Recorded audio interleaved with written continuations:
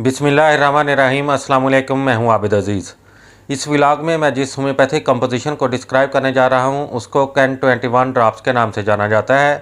Can 21 drops की composition में जो एक्टिव इंग्रेडिएंट्स का इस्तेमाल किया गया है उसमें शामिल है आर्सेनिकम सल्फ्यूरेटम फ्लेवम 8x, हाइड्रोक्टाइल क्यू और सोरेल या 3x। मज़ीद डिटेल में जाने से पहले मेरी आपसे रिक्वेस्ट है कि मेरे चैनल को सब्सक्राइब कर लें, वीडियो को लाइक कर दें और बेल आइकन को प्रेस कर दें ताकि मेरी आने वाली हर नई वीडियो आपको बर वक्त मिल सके। कैन 21 ड्रॉप्स का इस्तेमाल बर्स यानी कि सफ़ेद धब्बों के लिए किया जाता है। बर्स एक ऐसी बीमारी है जिसमें जिल्द पर सफ़ेद धब्बे पैदा हो जाते हैं और अगर इब्तदाई मराहल में इसका इलाज ना किया जाए तो ये धब्बे पूरे जिस्म पर फैल जाते हैं।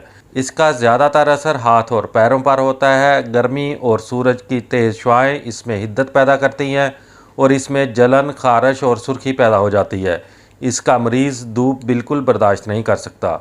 यह दवा इन हालतों में भी मुफीद है जब किसी उज़्व की अंदरूनी साख्त में सोजश पैदा हो जाती हो और बारीक खुलियों की साख्त में गैर मामूली इजाफा हुआ हो, जिल्द पर सुइयाँ सी चुभती हों और ये चुभन अंदर से बाहर की तरफ आती हो। फलवैरी यानी कि सफ़ेद कोढ़, आतशक के कीलदार दाने और दर्द में भी कैन 21 नहायत मुफीद और मौसर है।